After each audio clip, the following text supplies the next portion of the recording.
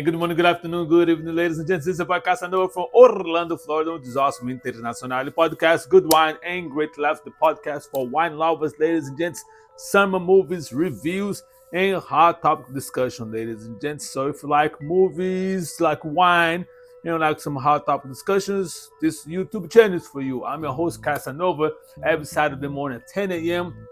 I have a new episode for you, as well. I have a new wine to be open and tasted, and I'll give my rates about that. If you like the work that I do, ladies and gents, all I ask from you is to click on the like button, subscribe for this YouTube channel, ladies and gents, and share this YouTube channel with at least 5 people you know. If you like the work you do, once again, please do me a favor. I appreciate that. All right. And today is Saturday, September 20th, 2025. And the weather here in Orlando to be partly cloudy. Highs of 89 degrees and lows of 74. All right. Before I start talking about the topic of the day, I'm going to talk about the wine of the day, ladies and gents, for season 11, episode number 8. And I was in the wine store looking for some wine like I always do once a week. Go to different wine stores to find a wine that never had it. And I walk by this beauty right here.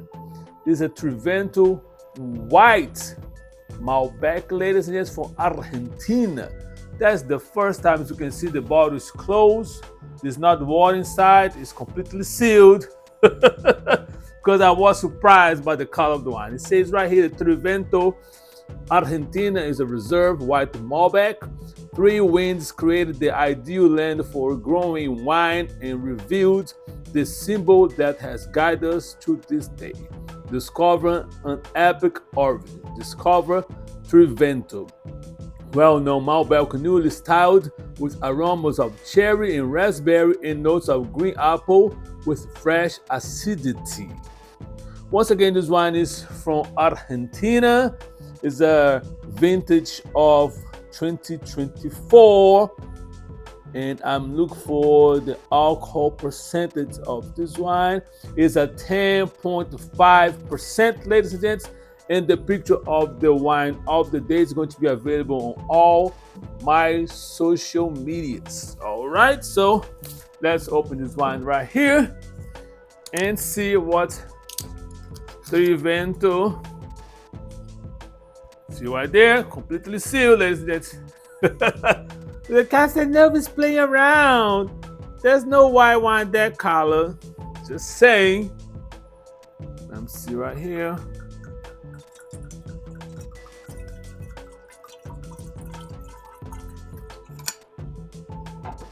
Put the cap back.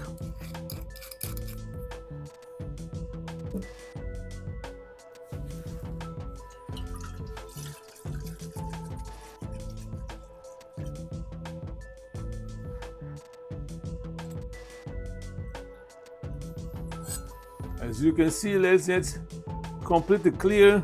Look like a bottle of vodka. Okay, 100% clear.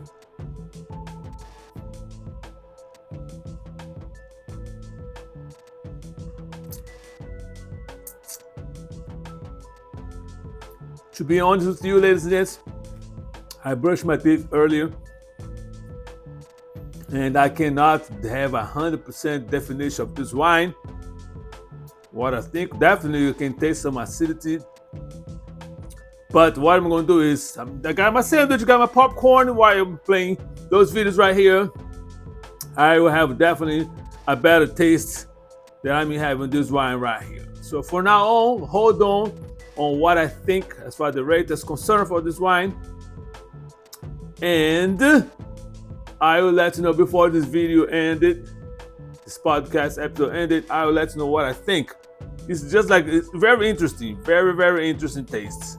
For now, let me keep it this way. Okay. All right, ladies and gents, and the topic of the day for season 11, episode 8 is Charlie Kirk shot to death in Utah. The aftermath, ladies and gents. You're going to see, I have a lot of videos to play for you guys right now. You're going to see what the MAGA Republicans will talk about before they have an idea who was the killer, who the killer was, and then a little bit change in some other interesting videos related to the whole thing that has happened in this country after the assassination of Charlie Kirk. Ladies and gents, so, yes, let's go. Let's go, ladies and gents. So it is showtime.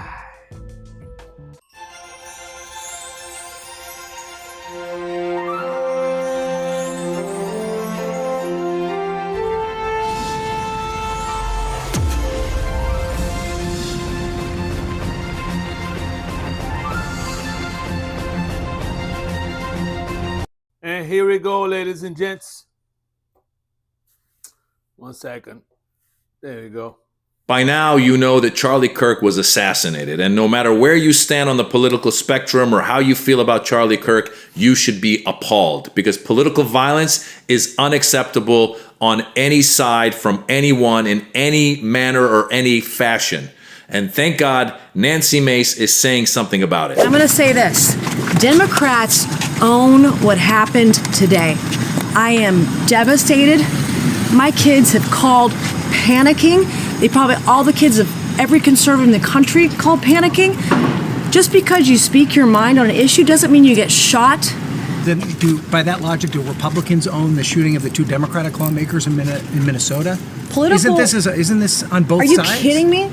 No, I'm asking We you a don't serious know what question. condition Charlie Kirk is in right now. Some raging leftist lunatic put a bullet through his neck, and you want to talk about Republicans right now? No. No, I'm asking no, not at all. You said the Democrats no, this have to own is it too, on, but I'm asking, Democrats own this. But isn't there a problem with this. political violence across the spectrum? Yeah, we're talking about Charlie Kirk right now. That's the subject of this that we're talking about right now. Democrats own this, 100%. What the hell? She's just blaming the Democrats? We don't know who did it yet, but she's just going to blame the Democrats. By the time this video comes out, we might know who did it and what their motive was. But this is a political issue. This is a dangerous issue that affects both sides. Right. And what's hypocritical is whenever something happens to someone on the Democratic side, they mock them. Well, stand up to crazy Nancy Pelosi, who ruined San Francisco. How's her husband doing, by the way? Anybody know? Look at this shit.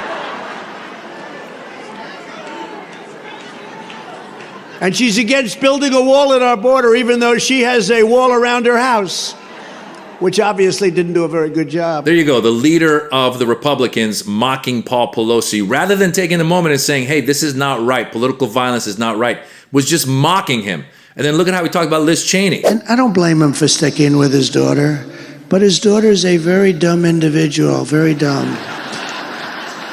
She's a radical war hawk. Let's put her with a rifle standing there with 9 barrels shooting at her, okay? Let's see how she feels about it. You know, when the guns are trained on her face. Once again, you can disagree with someone, but you don't bring up this image of shooting at her. And he knows what he's doing. He's riling up his base. And we all know there's unstable people out there that would listen to him and act on it. But he doesn't care, and neither does Jesse Waters. They are at war with us. Whether we want to accept it or not, they are at war with us. And what are we going to do about it? How much political violence are we going to tolerate? And that's the question we're just going to have to ask ourselves. Now, Charlie would want us to put as much pressure on these people as possible. Dana nailed it. This is unacceptable and has to stop. And it has to stop now. And everybody's accountable. And we're watching what they're saying on television and who's saying what. The politicians, the media, and all of these rats out there. This can never happen again. It ends now. Greg's right again. This is a turning point, and we know which direction we're going. There you go, Jesse Waters on Fox wanting vengeance and trying to rile people up rather than actually calming people down. Most sane people would not want anyone on either side to be killed. But there's a lot of unstable people that are doing these things, and people like Jesse Waters talking about vengeance does not help. Now watch as Greg Gutfeld kind of struggles with this. It's interesting. We don't know who did this, but I do know it doesn't help the left, which makes me think is it the left? I don't know. We don't know. But it feels professional. That's all it feels to me. You know? So there he is. He's thinking it out. He's like, it could be someone that was on the right trying to set up the left. It could be a professional. It could be someone. We don't know. We don't know.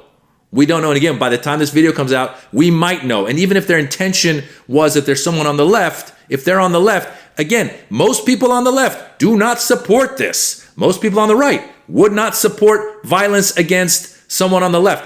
But these pundits and these politicians keep escalating it rather than de-escalating. And unfortunately, Charlie Kirk himself, you've seen this clip probably, but watch him as he talks about gun deaths. So we need to be very clear that you're not going to get gun deaths to zero. It will not happen. Right. You can significantly reduce them through having more fathers in the home, Yes. by having more armed guards in front of schools.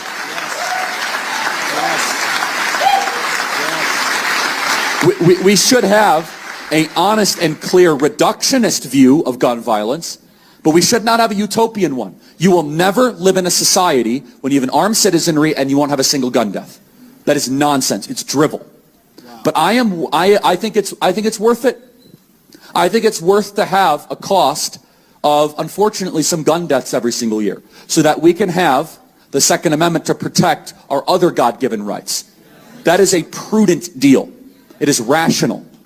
Nobody talks like this. They live in a complete alternate universe. So there you have it. It's all very, very unfortunate. This guy had 2 kids, had a wife, he had a life. He was 31 years old. It should not have happened. It shouldn't have happened to the Democratic politicians in Minnesota. It shouldn't have happened to the Charleston church in 2015, the black church. Shouldn't have happened to the synagogue in Pittsburgh in 2019, or was it 2017? Shouldn't have happened to the Walmart in El Paso, to the Latinos. Right. And why did it happen to those other minority groups? Because people on the right have demonized minorities. So when the people on the left, like Nancy Mace, say this is because of the Democrats, again, it's very hypocritical. And it's avoiding one of the main issues. Whether you're a gun owner or not, let's admit it, America is one of the worst when it comes to gun deaths, in total gun deaths. Definitely when it comes to Western nations and gun deaths, we are in bad shape. And because we have so many guns.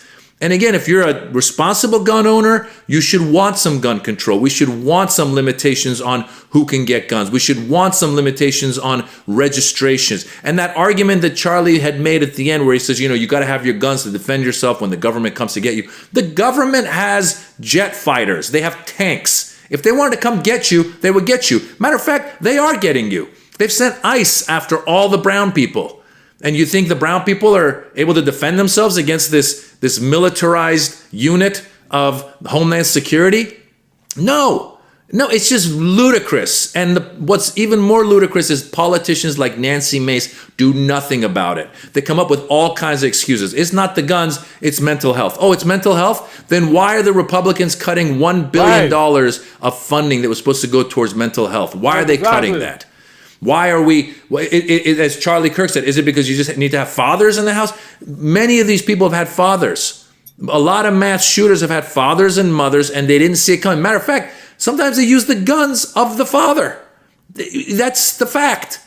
So the only thing that is consistent with all of the mass shootings is that the guns are accessible to people. Now, in this case, again, I don't know, by the time this video comes out, we'll know more. The guy appears to have been some sort of, sharpshooter or something because he shot from a distance. So maybe he was in the military, which, by the way, we have the biggest military in the world and we spend more and more money on it every year. And we train killers and then we get surprised when they come back and they have some sort of mental health breakdown and they go on shooting sprees. It's just unbelievable. It's illogical. And to point the finger and say, oh, this was the Democrats. No. Right. This is the Congress and the politicians and the president and all of them not wanting to do anything to upset gun rights, to upset gun owners, to upset the gun lobby, to upset the people who think that somehow they're going to use their guns to defend themselves when the U.S. Army shows up at their door.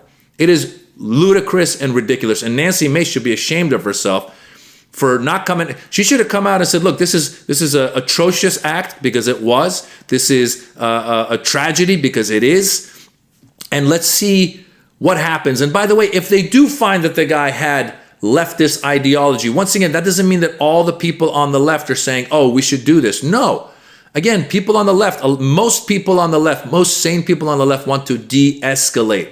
We saw what escalation does, at least to January 6th, where you have a mob of people storming the Capitol and beating police and leading to the deaths of some police officers. So we see what escalation does. And in this case, rather than de-escalating and saying, look, this is an issue and a problem that we need to wake up to. That same time that Charlie Kirk was shot right there in Utah, there was a shooting in a school in Colorado, in a high school in Colorado. And 3 people, thank God, did not die, but they were injured. I think it was 3, maybe it was more. We had that other shooting just a couple weeks ago in that church where the kids in Minnesota were praying. And then they say, send the prayers, thoughts and prayers. Thoughts and prayers don't do anything. The mayor of Minneapolis said it. He said these kids were literally praying when they were shot. And so you tell me what the issue is. What's the issue? It's mental health? Is it because, the government's doing so much? Let's look at it that way. How much has the government done to help stop and de-escalate political violence, to de-escalate gun deaths? How much has the government done? Zip. 0. Every once in a while they get together and pass some kind of, weak little legislation to be able to say, look, we did something, and nothing ever comes of it because they have too much, they bow down too much to the gun rights. This whole thing of the gun rights is just silly, silly, silly. Most gun owners want to have gun owners be regulated to some extent. They want common sense gun laws because most gun owners are responsible. They use it for defense. They use it for hunting. They use it for sport or whatever it is. They use it for target practice. But that's most gun owners. But when you end up with people that have multiple guns that have been trained, you're going to end up in situations like this. You had the kid just this past week. The kid in Houston was doorbell ditching in Houston, an 11-year-old kid. And some guy walks out from his house and he shoots the kid. And then they find out that the guy had a whole arsenal of weapons. So you tell me, what's the issue?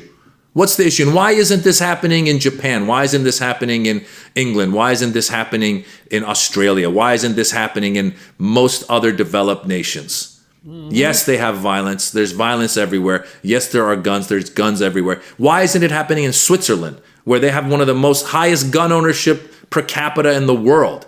But they are regulated, they are taught, they are trained to use them the way they're supposed to be used. And I believe they must have ways to keep it out of the hands of people who are unstable. That's the one thing you have to always remember. Whoever goes to the extent of actually shooting and killing somebody is unstable mentally. They've snapped and they've gotten to a point where they've decided to do something like this. And of course, words have meaning. So when Donald Trump goes up and says, hey, makes fun of Paul Pelosi, or when Donald Trump goes up and says, the left is Marxists and they're he calls them libtards and they're woke and all this other stuff.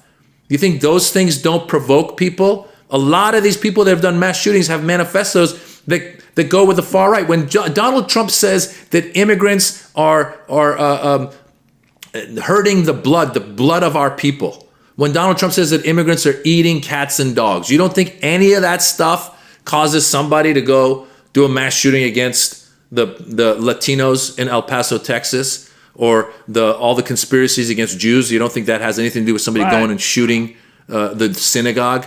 These people are unstable, and they're going to listen to their leaders, and their leaders say a lot of toxic stuff. That's not to say that the left does not also use name calling when they are, again, maybe against somebody like Charlie Kirk. I'm sure there was people on the left saying things about him and his ideology that might have, gotten into the mind of the wrong person that led to something like this. Of course, people can go down a rabbit hole on either side.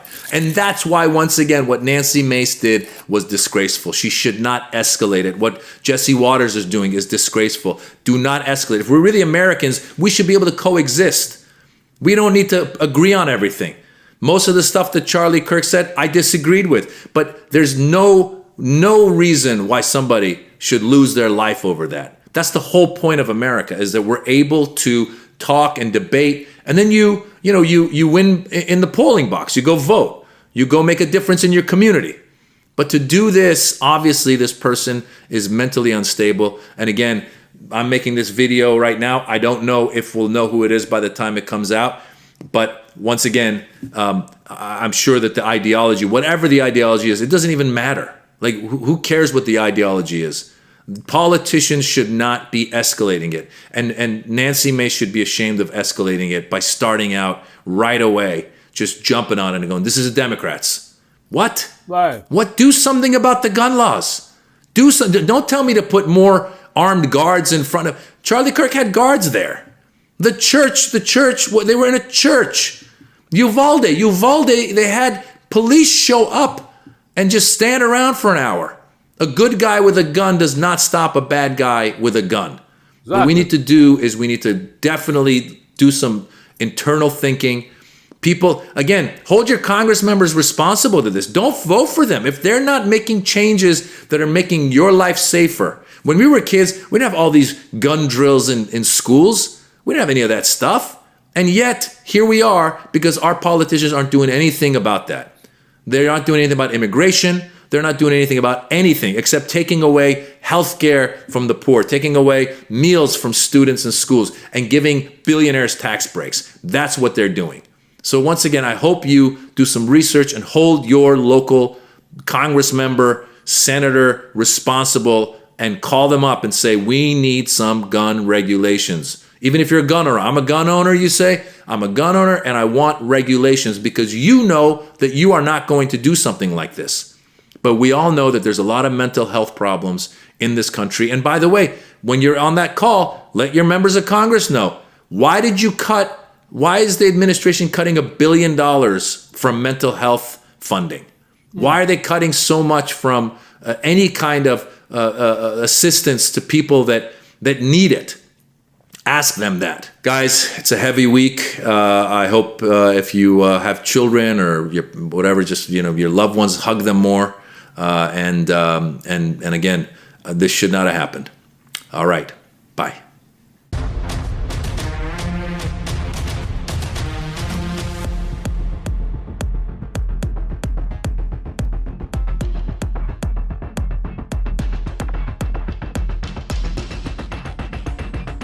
All right, ladies and gents, before I play the next video, just got to talk about wine. Like I told you, I brushed my teeth early before I started drinking the wine, and there's a difference now that I can taste it. This wine, I can give my rate. I give this wine a 5 because, to me, there is a very high level of, fresh acidity. To me, personally, it's just too much. I love the regular Malbecs. I drink plenty of Malbecs. I never have a Malbec for this brand. As a matter of fact, I'm going back to the store. I'm going to find the regular Malbec, and then soon I'll make a podcast. I will bring that wine for the same brand, a Malbec, the regular Malbec, on the podcast, and I will see the difference. But to me, I give a 5. If you love wine that have a high level of acidity, you may love this Trivento white Malbec. All right? Let's go play the second video right here. Oh, there we go. Do you know how many mass shooters there have been in America? The political assassination of right-wing influencer and podcaster Charlie Kirk has opened a raw wound in the social fabric of America. Over the weekend, there were fierce views exchanged on social media by folks on both the left and the right. Left-wing posters on social platforms were reveling in Kirk's death and suggesting that he got what he deserved. On the right-wing side, initially there were expressions of grief and shock, but soon enough there were open calls for political reckoning and for vengeance. There were ominous proclamations that America was on the brink of civil war. Governor Spencer Cox of Utah provided new information about the background and the political leanings of the 22-year-old suspect, Tyler Robinson, who has been arrested now by the FBI. The governor said that Tyler had a leftist ideology and that he had also been in a romantic relationship with his roommate, who the governor claimed was in the process of transitioning from male to female. Tyler Robinson was a very normal young man who appeared to have been radicalized sometime after he dropped out of college and then moved back to his hometown in southern Utah. But the governor gave no further details. He does come from a conservative family, but his ideology was very different than his family, and so that's part of it.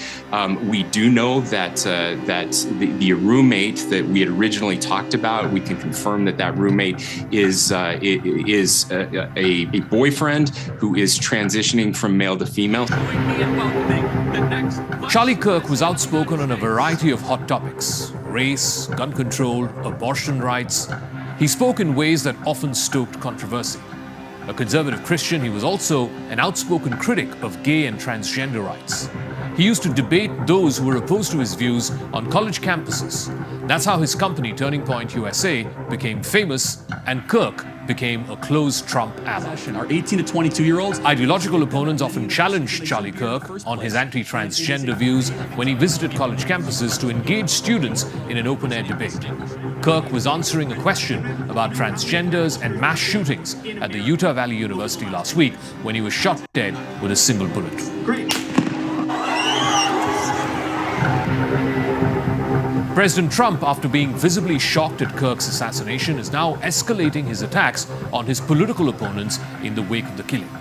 He has placed the blame squarely for the political violence on Democrats, and he's also signaled a broad crackdown coming on both critics and left-leaning institutions. Trump, in fact, blamed the radical left almost immediately after Kirk was shot dead. He promised to find those responsible for political violence, as well as the organizations that fund and support them. Well, the problem is on the left. If you look at the problem is on the left. It's not on the right, like some people like to say on the right. The problem we have is on the left. And when you look at the agitators, you look at the scum that speaks so badly of our country, the American flag burnings all over the place, that's the left, that's not the right. Kirk's killing is having a deep moment of reckoning on the other side of the Atlantic as well. In London, tens of thousands of demonstrators marched through the heart of the city in a rally organized by the far-right activist Tommy Robinson. The protests were huge, and the London police were clearly ill-prepared for the sheer number of people who turned up. There were sporadic clashes between the protesters and the police, which put the British capital, in fact the entire British nation, on the edge. Elon Musk, who helped raise Tommy Robinson's profile last year, said that the left was the party of murder, and he urged protesters to fight back. In fact, he said Britain must dissolve its parliament right now. Clearly, he was also referring to the killing of Charlie Kirk on the other side of the Atlantic, which was reverberating at the weekend London protests. And then you see how much violence there's on the left, with our friend Charlie Kirk getting murdered in cold blood this week, and people on the left celebrating it openly. The left is the party of murder and celebrating murder. I mean, let that sink in for a minute.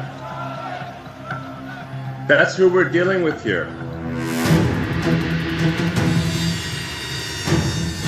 Under the banner Unite the Kingdom, they marched across the Thames, past the Big Ben, amidst a sea of Union Jacks and English flags.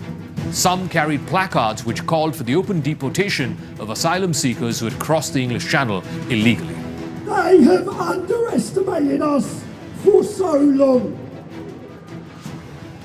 And time again, every time they think they beat us down, we come back stronger. Look at these crowds, man. You are here because you love your country. We rode the storm, we weathered the storm, and today we are the storm. It was a muscular display of support for Tommy Robinson, whose real name is Stephen Yaxley Lennon, a divisive figure who's roamed on the fringes of British right-wing politics for decades now. He served multiple prison sentences. Most recently, he was in jail after being sentenced to 18 months in prison for defying a court order by repeatedly making false claims about a teenage Syrian refugee who he had falsely accused of raping a British girl. Robinson was released early in May after a court reduced his sentence to 7 months. He vowed then to organize a free speech festival for his supporters. But that took on a much greater proportion, a much greater resonance after the fatal shooting of Charlie Kirk at the Utah Valley University last week. Early in his career, Robinson founded what was called the English Defense League, a nationalist anti-Muslim group known for its violent street protests back in the 2000s. His profile has gone up and down since then, but last year, Elon Musk, the founder of Tesla and the owner of the social platform X, championed Robinson's case. Musk pinned the slogan "Free Tommy Robinson" to his feed on X, and that naturally amplified his case around the world. But virtually everyone, whether in America or in Britain, agree that Charlie Kirk's violent death and the reaction to it, both in America and in Britain, have reopened a festering wound about the direction in which their respective countries are headed. The events of the last few days only seem to confirm a deep fear amongst the majority white population in the West that something is seriously wrong in the economic and political trajectory of their countries. In America, it was not just about gun violence. Instead, Charlie Kirk's death at just 31 symbolized for many the collapse of a basic, common sense, almost undebatable American value, and that is, expressing a political opinion should not have to cost your life. That's a sentiment shared in Britain as well, howsoever racist, homophobic, or even anti-immigrant one might be.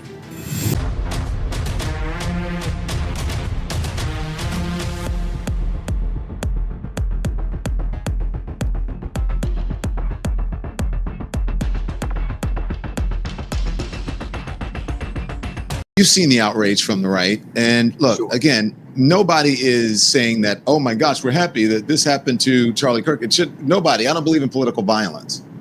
However, the right is saying, well, this is war and you liberals are killers. What was it when the one congresswoman was murdered along with her husband in Minnesota and another congressman? See, because here's the thing. Now, they bantering the word assassination around. Charlie Kirk was not a political figure. I mean, he might have been influential to political figures. He wasn't a political figure. He wasn't assassinated. He was shot. He was shot. And that's unfortunate. Unfortunately, that happens to far too many people. But those other two congressmen, they were political figures, and they were shot because of their political beliefs.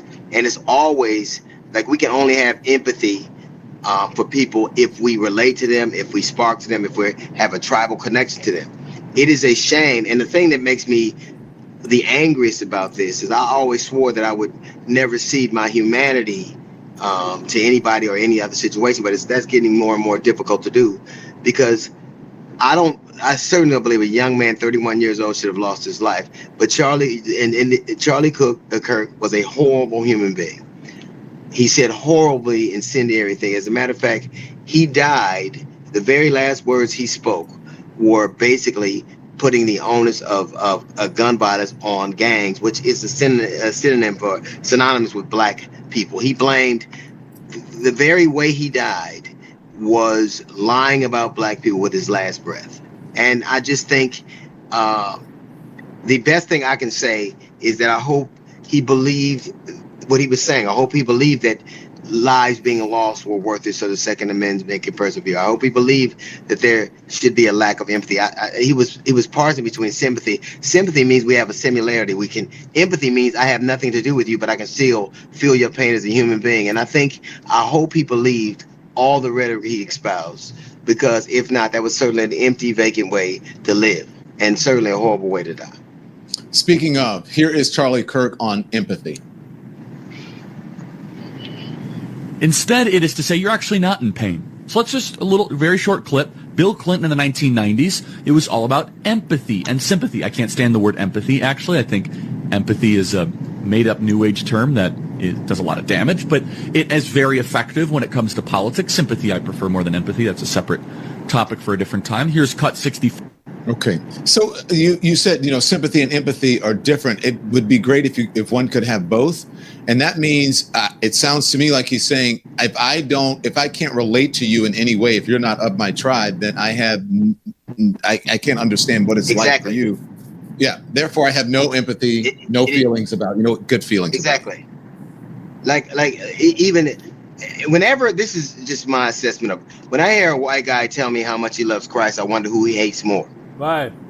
Because it wasn't a mess of love and togetherness.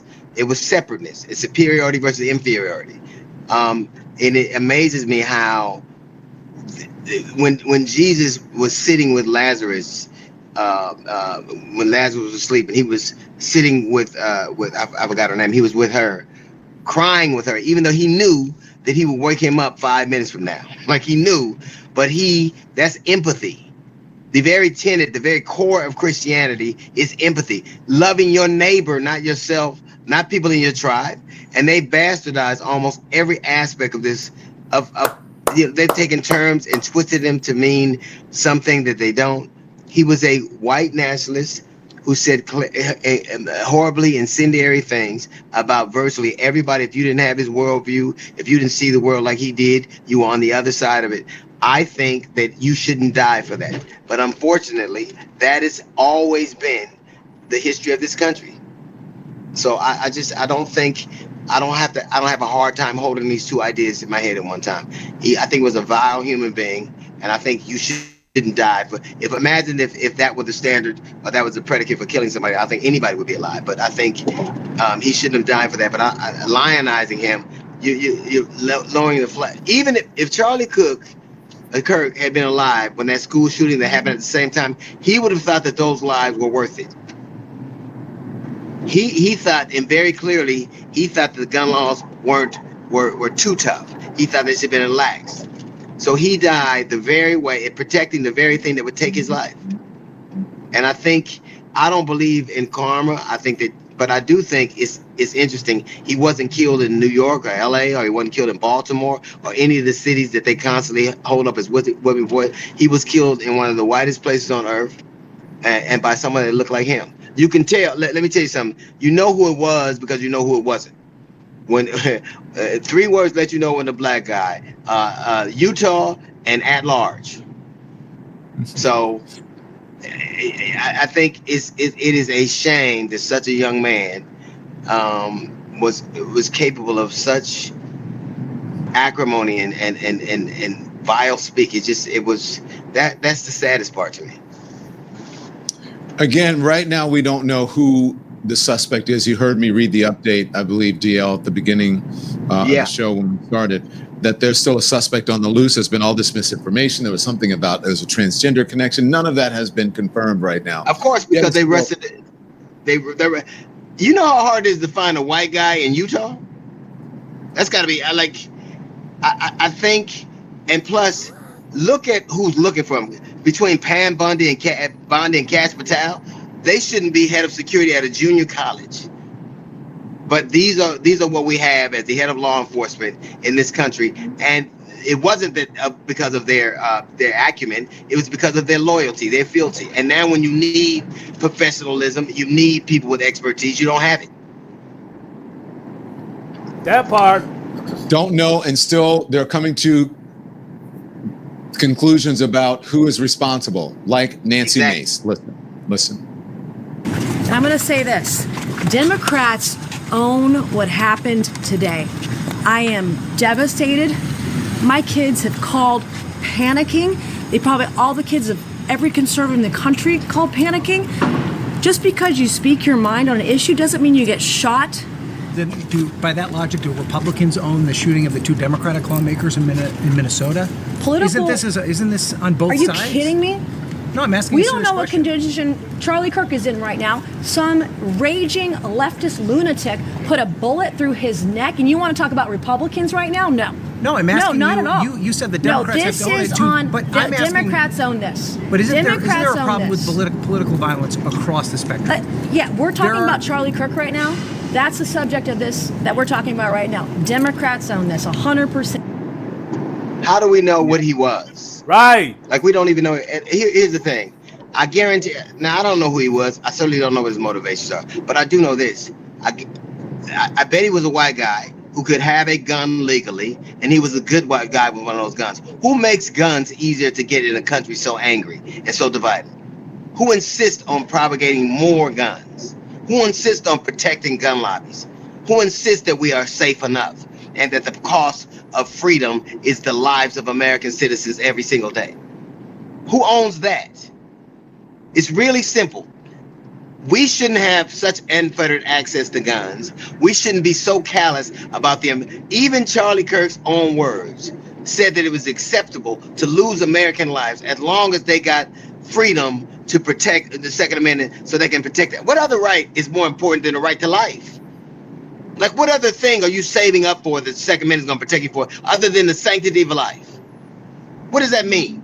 I guarantee you, if you committed abortions with a gun, it would be a whole different thing. But that's not the way it is. They don't care about lives. It should be an abomination. If you can't tell me political speak didn't kill that man, somebody with a gun did. And it's easier to get guns in America than it is Sudafed. And you tell me the problem is what somebody says has nothing to do with the fact that they have the apparatus to commit acts of violence. They have apparatuses to do it. They could walk around in many states with guns and unfettered access to them. And you think it's just words? Words didn't kill Charlie Kirk. Somebody with a gun did, and somebody with a gun that people like him and people on the right made it easier to have and to possess and to stockpile. Speaking of the Second Amendment, here's Charlie Kirk. I think it's worth to have a cost of, unfortunately, some gun deaths every single year so that we can have the Second Amendment to protect our other God-given rights. That is a prudent deal. It is rational. Nobody talks like this. They live in a complete alternate universe. So then how do you reduce? Very simple. People say, oh, Charlie, how do you stop school shootings? I don't know. How did we stop shootings at Is that, this may sound harsh, but this is the world that he created, that he helped to create, the reality. Listen, what is it? Proverbs 18:21. Life is death is in the power of the tongue. He said these things. He laid his life at the altar of the Second Amendment and see, the problem is he didn't think, nor did they think it would happen to one of them. He didn't think it would happen to him. But it's fine when school kids are dying. It's fine when people are getting shot at synagogues. Look at, they tried to put a bomb they burned down where the sitting governor of Pennsylvania was sitting, was with his family. Was this kind of outrage? They have tried to assassinate the president of the United States of America. He was a candidate at that time, two times in the same month. But nothing has changed other than our pointing of fingers. If we want to make America safer, if we want to stop the rash of gun deaths, we have to decide that it's important enough for us to do it. And what they've decided is the gun lobby and whatever their personal ideologies are more important. The only thing, when I look at these people, the only freedom that these people seem to want is unfettered access to weapons and freedom to tell women what to do with their bodies. That's not freedom at all. I don't think that there's people get mad when I say this. I don't think that there's a substantive difference between religious fundamentalists, Islamist religious fundamentalists, and Christian nationalists. I don't think there's a big difference, because what they're doing in that part of the world, they'd like to do here. They would like to be able to do all they do here. What stops them is certain areas where it's not palatable, but they would run the world the way they do. And this idea, America, if violence is so unacceptable, why is it so readily accepted? We use these cliches. We are used to it. You know what they call in America? People are shot all the time. People are murdered all the time with the use of guns. You know what they call it? They call it Wednesday. It's called Wednesday. It's called Thursday, Friday, Saturday. It's every day of the week. And you only get outraged when it's somebody who was tribal with you. But you don't say anything when children are slaughtered.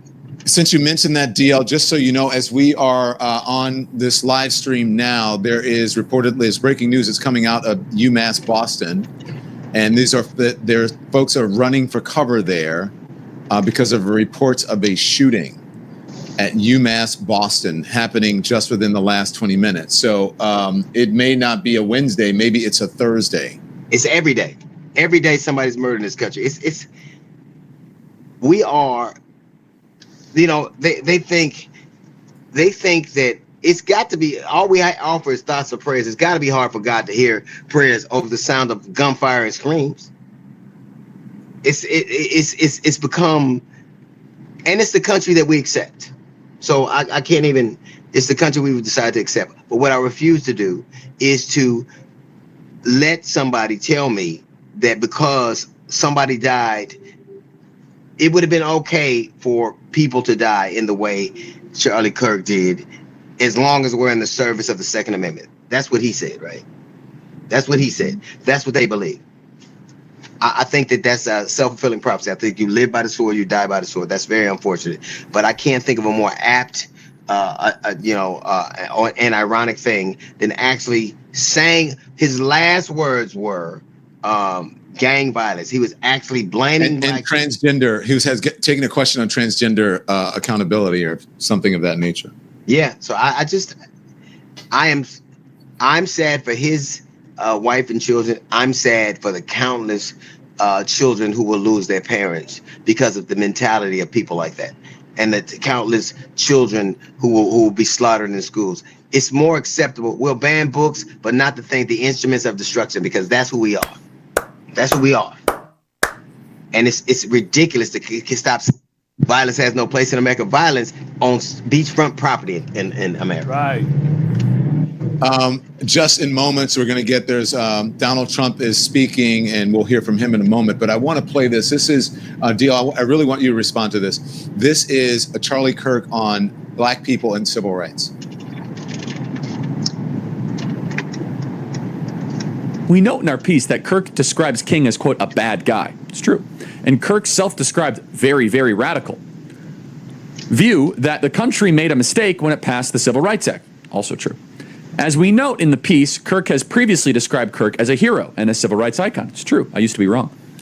What inspired Kirk to shift his view on MLK? Why does Kirk think that MLK is a bad guy? When Kirk says that MLK says, quote, one good thing he didn't believe, what does he mean by that? Why does Kirk believe passing the Civil Rights Act was a mistake? Now, again, apparently they don't listen to the show because we do that at least once a week, right? Once a week we talk about why the Civil Rights Act was a mistake. Yeah, and so it's very simple. So how do you love somebody? You love them so much to correct their error. Yeah. And so let's just, take the pride conversation out because people think it's an identification, which it's not. It's just sexual behavior. But it's, if you meet an alcoholic or you meet a drug addict, do you affirm their struggle? No. You say, you're better than this. Let's get you free from that. Let's get you free from that activity. Now, we don't know what part Elon is saying is the actual truth. So let's go through this.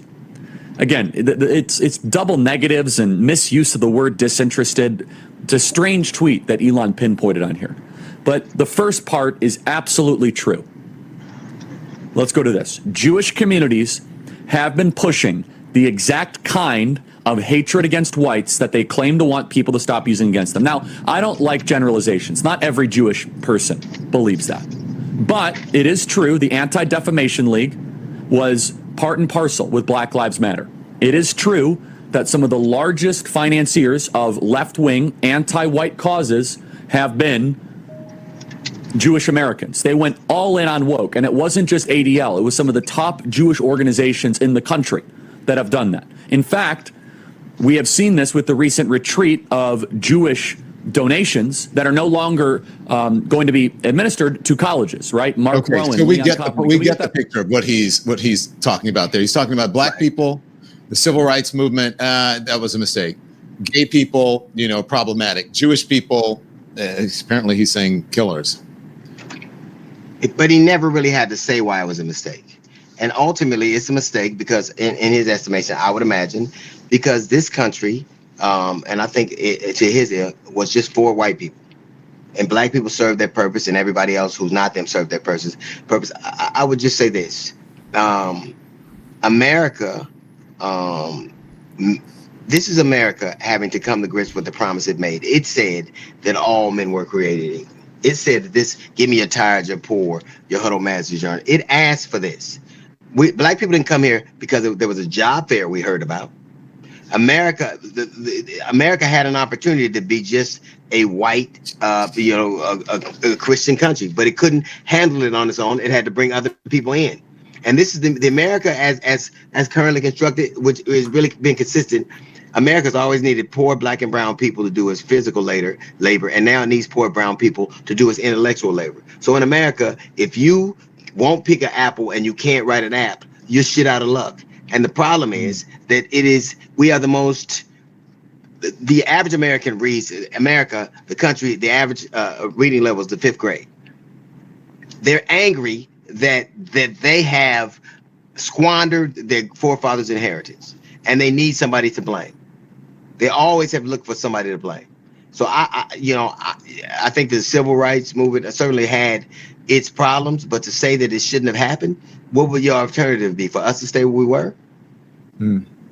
This is a man who didn't even finish ever graduate from college, but he's maligning he hasn't seen a black person apparently who's ever achieved anything from a merit perspective. They've always been set-asides and handouts. I defy you to tell me a greater gift to mediocrity than the Trump administration. They don't have a GPA of a WAD. So don't tell me about meritocracy and DEI and all the things that are unearned. You got a white dude who never graduated from college assessing people's intellectual acumen, and you got people now getting jobs just because of the color of their skin and their fealty. Yeah. America. Go on. America is where it is right now because this is what happens when people have to share. This is what happens when the sons of the people who had everything their way are now having to come to grips with that. People actually believe that they could become a thing in America and aspire to do it, and now they're having to compete against people, and they're not prepared to do it. They're not prepared. D.L. Hughley, thank you, sir. I always appreciate your knowledge and perspective. I'll see you soon, my friend. All right, be careful out here, man. All right. Yes, you too. Thanks everyone for watching. Your support means the world to us. So make sure you hit the like button and you subscribe to our channel to make sure that you never ever miss a video.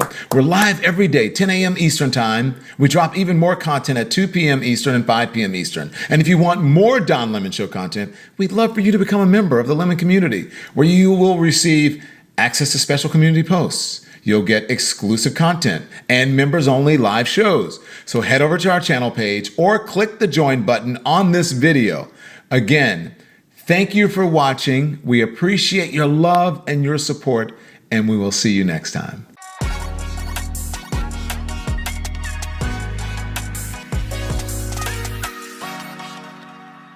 This is Democracy Now!, democracynow.org. I'm Amy Goodman with Juan Gonzalez. Prosecutors are expected to file charges today in the murder case of conservative activist Charlie Kirk, who was fatally shot last week during a campus event at Utah Valley University. The alleged shooter, 22-year-old Tyler Robinson of Utah, is currently in custody and may be facing the death penalty. He'll be arraigned today. Charlie Kirk was a well-known figure in the MAGA movement, a close ally of President Trump.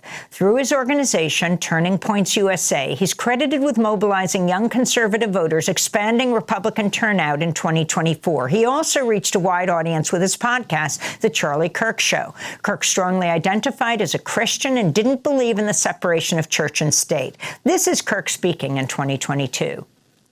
Of course, we should have church and state mixed together. Our founding fathers believed in that. We can go through the details of that. They established literally a church in Congress.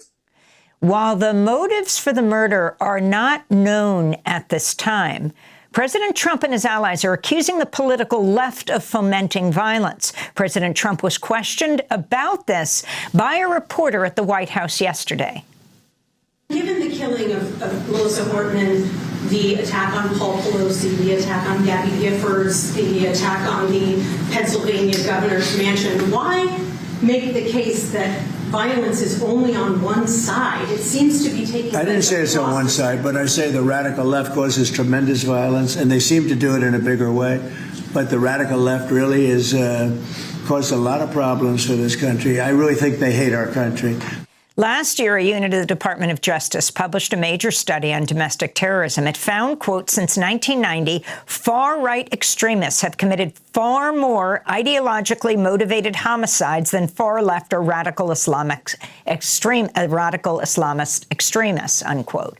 The DOJ removed the study after the Charlie Kirk killing. Here we go. For more, we're joined by Bishop William Barber, president of Repairers of the Breach and founding director of the Center for Public Theology and Public Policy at Yale Divinity School, also national co-chair of the Poor People's Campaign and leader of the Moral Mondays movement, co-author of the book White Poverty, How Exposing Myths About Race and Class Can Reconstruct American Democracy. Joining us from Raleigh, North Carolina. Welcome to Democracy Now! Your response to the assassination of Charlie Kirk, Bishop Barber. I paused for a minute, Amy, because of the last statement that you made where you said that they removed the study where the facts did not line up with the narrative that the president, Stephen Miller, and others were seeking to put out. And I just had to, I'll come back to that, but I just had to stop for a moment. I want people to hear that who are listening in. You know, this past week, there was a brutal on-camera assassination of brother Charlie Kirk, and we must all despise it. As one, I've known what it means to live with people who send you threats and want to see your demise. And because we're human beings, we should despise violence against any other human being. We should despise that it left him dead, his wife broken, heartbroken, without a husband, his children without a father. And all of us should be bothered. All of us should denounce political violence and pray for the family and stand against this viciousness and violence, murder. We've had too much. Just yesterday, we had a Moral Monday on September 15th, remembering that after the March on Washington, 17 days afterwards, 4 girls were blown up in a church in Birmingham, what they call Birmingham at that time, with a white supremacist trying to stop the civil rights movement. And Dr. King said at that time, he raised the issue of not just who killed her, but what killed her. And so we should all be deeply moved, deeply bothered.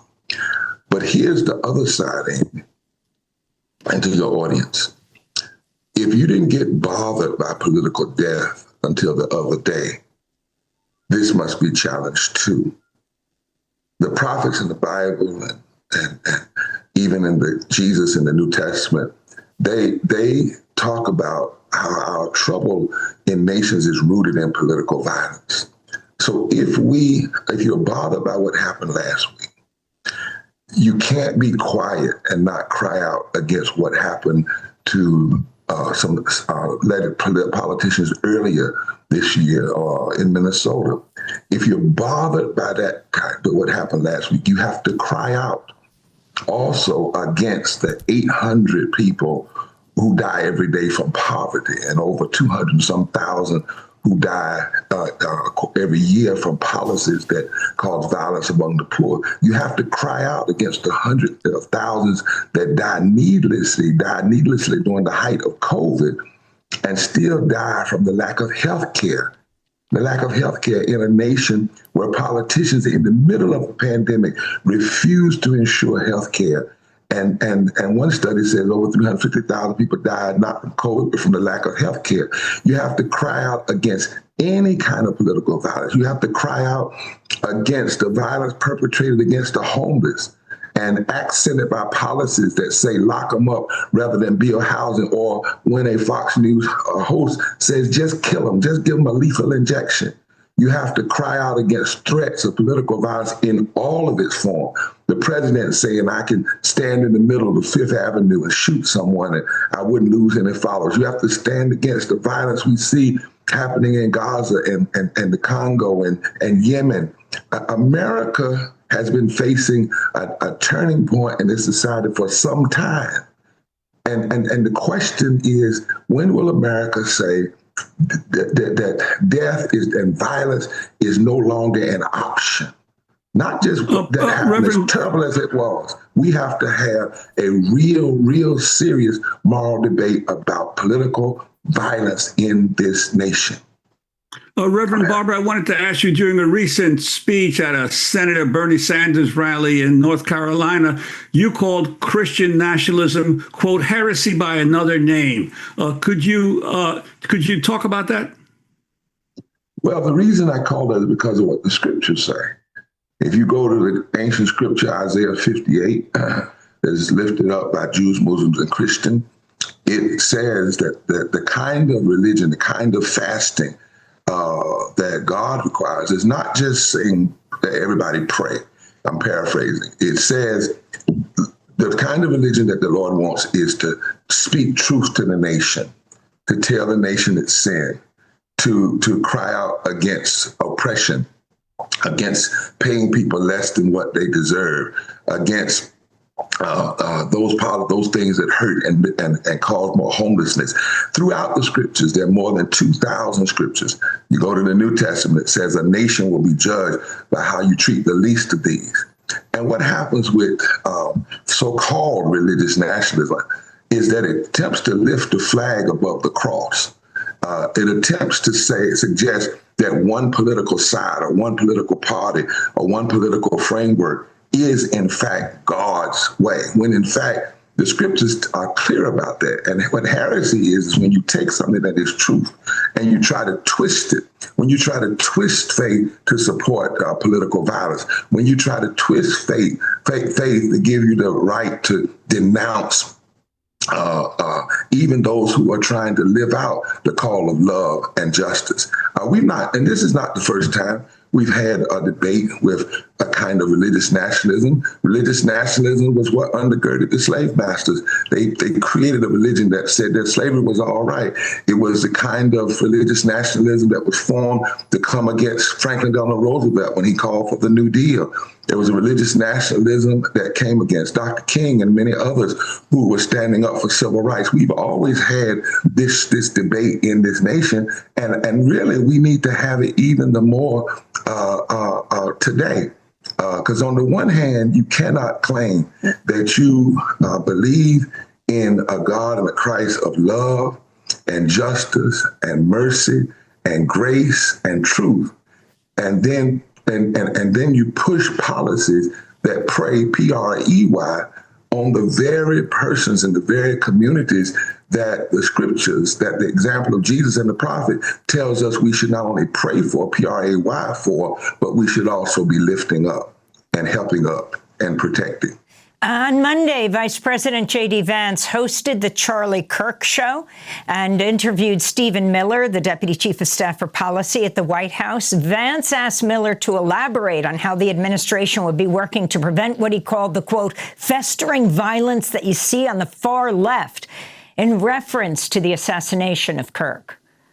We are going to channel all of the anger that we have over the organized campaign that led to this assassination to uproot and dismantle these terrorist networks. So let me explain a little bit what that means. So, You've got 30 seconds, so be quick, Stephen. The organized doxing campaigns, the organized riots, the organized street violence, the organized campaigns of dehumanization, vilification, posting people's addresses, combining that with messaging that's designed to trigger and incite violence, and the actual organized cells that carry out and facilitate the violence, it is a vast domestic terror movement.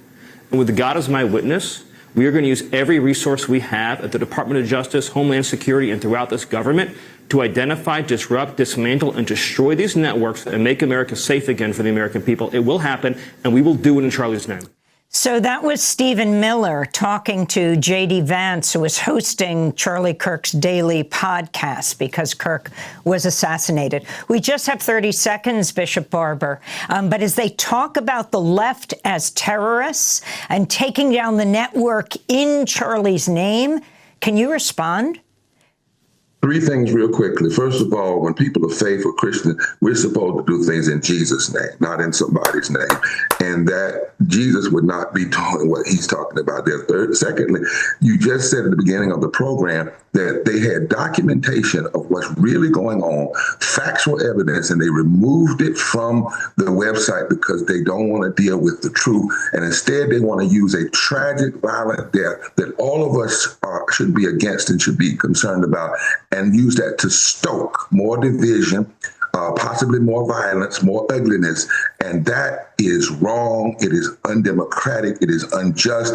And it does not line up with their oath to establish justice, to promote the common defense, to promote the general welfare, and to ensure domestic tranquility and equal protection under the law. What Steve Miller should be working on is stop terrorizing immigrants, stop pushing policies of healthcare that are going to cause people to prematurely die, stop being against living wages, and stop trying to undermine equal protection under the law. That's what we ought to be doing, and we ought to do that in the name of all that is holy and good and gracious, and we ought to do it in line with our deepest constitutional values and our deepest faith values. Thanks for watching Democracy Now! On YouTube. Subscribe to the channel and turn on notifications to make sure you never miss a video. And for more of our audience-supported journalism, go to democracynow.org, where you can download our news app, sign up for our newsletter, subscribe to the daily podcast, and so much more.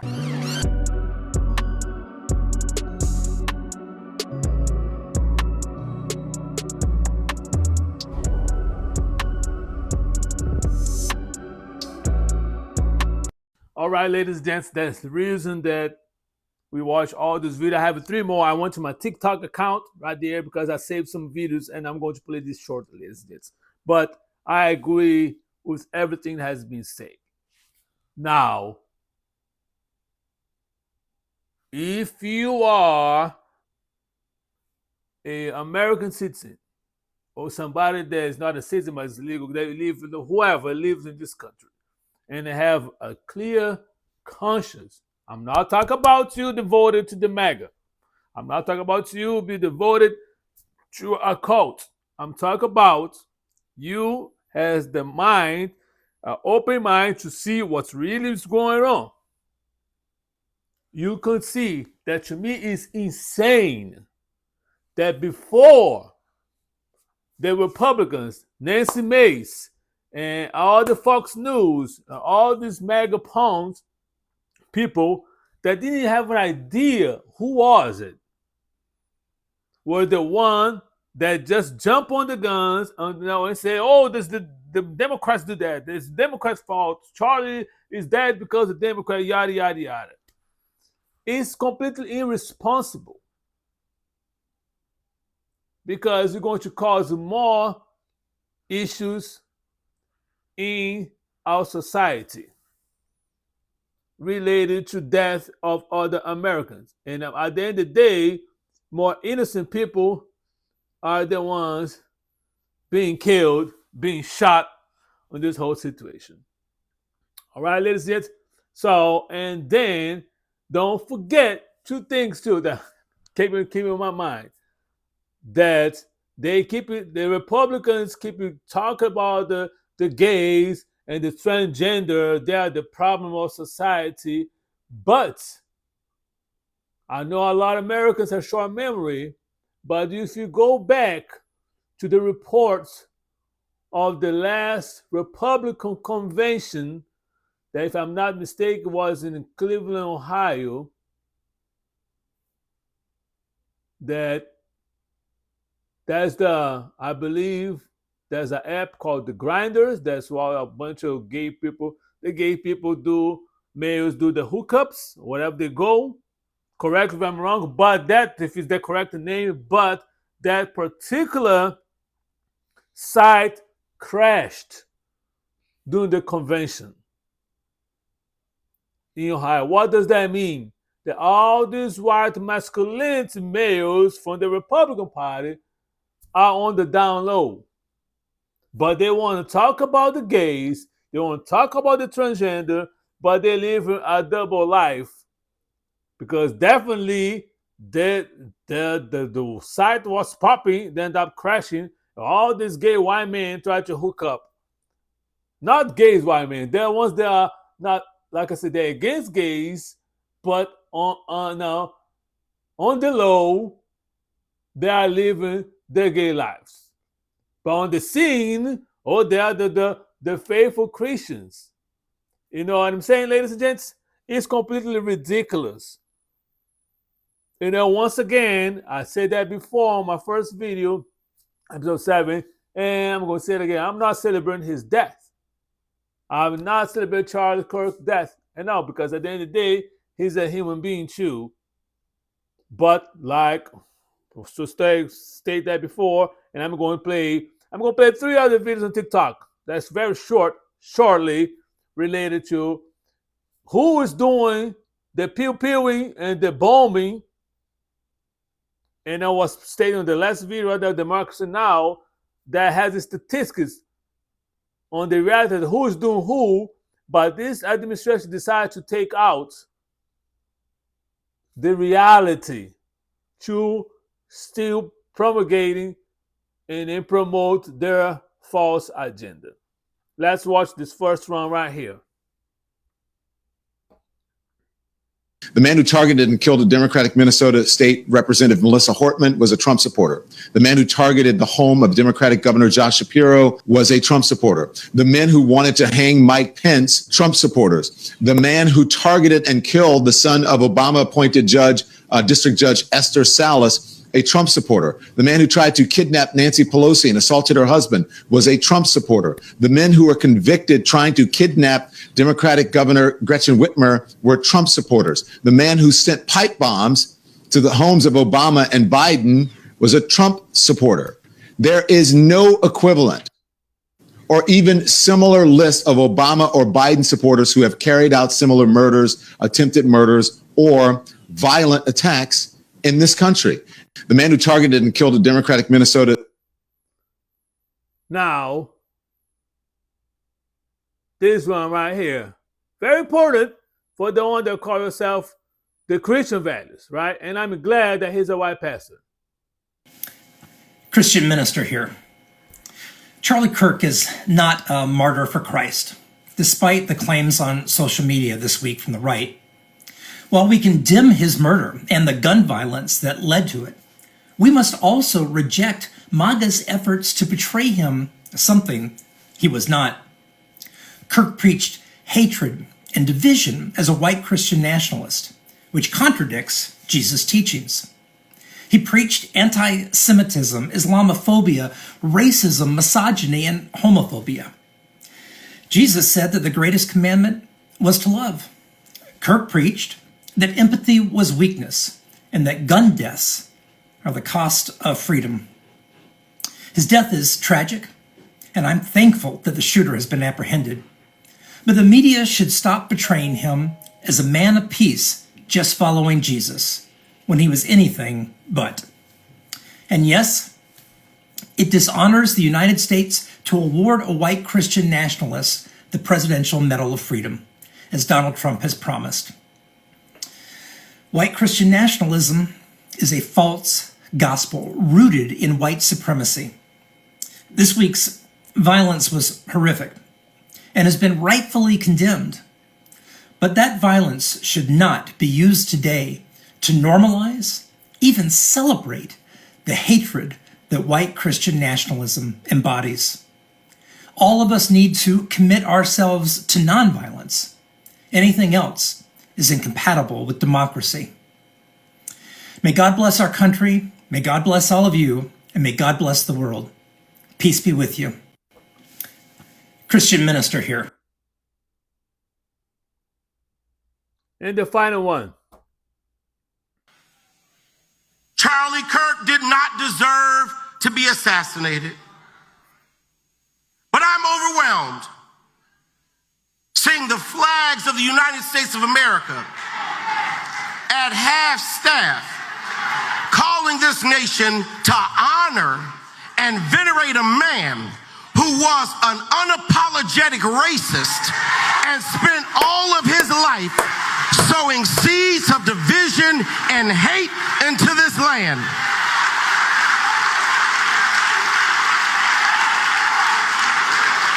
And hearing people with selective rage who were mad about Charlie Kirk but didn't give a damn about Melissa Hortman and her husband when they were shot down in their home, tell me I ought to have compassion for the death of a man who had no respect for my own life.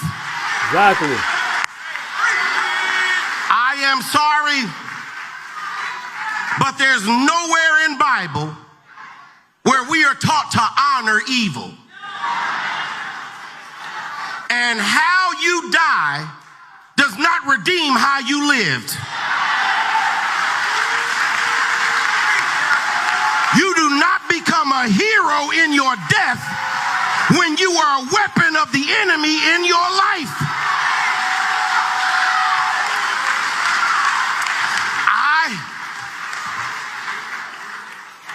I can abhor the violence that took your life, but I don't have to celebrate how you chose to live.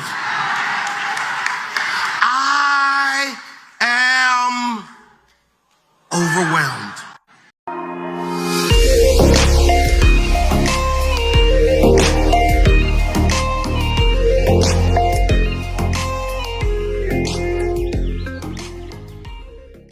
Yes, ladies, it has been a long podcast today, but I want to give credit to Rebel, HQ, CNN, News 18, Don Lemon, YouTube channels, Democracy Now! And on the TikToks, I want to give credit to the Paul Mighty, the Reverend Chuck Currie, and Don Lemon, ladies and gents. Credit to all the people right here that's on the videos. Go ahead and subscribe, support the work. They're doing awesome work, ladies and gents. So I want to finish this podcast related to finalize saying that once again, Charlie Kirk did not deserve to die the way he did. By the same token, there's plenty of evidence of what kind of man he was while he was living. And I was completely against everything that he stood for, ladies and gents. So, but pray now concerned about the wife and the children. Like I say, my last episode, now see how the wife is going to behave, and it's related to how she's going to raise the own children. Is she going to reject the ideology that's completely wrong, or minimize, talking trash about all the human beings on face of this earth, or is she going to take all the anger and pain and suffer that she's going through right now and just going to instill that type of hate towards other human groups and raise their children on that sentiment? I don't know. You will see in the future, ladies and gents. So, and the hypocrisy that's coming on the other side. Now, the Republicans and the MAGAs, because now they ignore everything else. And one thing that really, really pissed me off related to they always claim, oh, you're the pro-life party, but you cut once the child is born, there's nothing that you support to give a condition for that child to succeed, to be a productive member of society. You cut in Medicare right now, the price of the rising price of living, housing, groceries, now cutting Medicare, cutting all the benefits now, and lunch, school lunch, is being cutted and all that, but you're pro-life.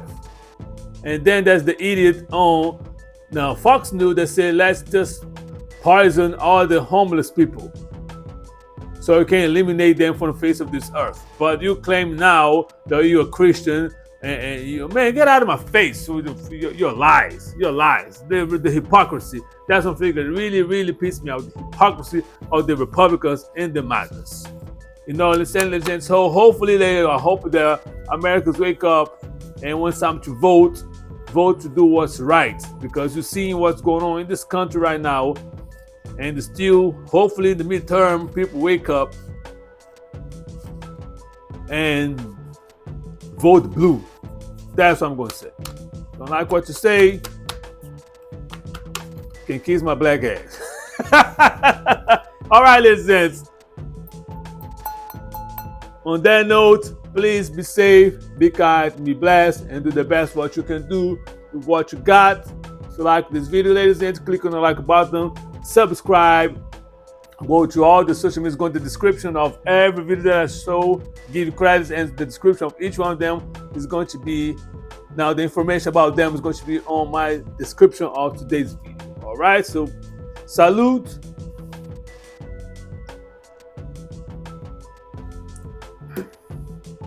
And I see you next Saturday. Holla!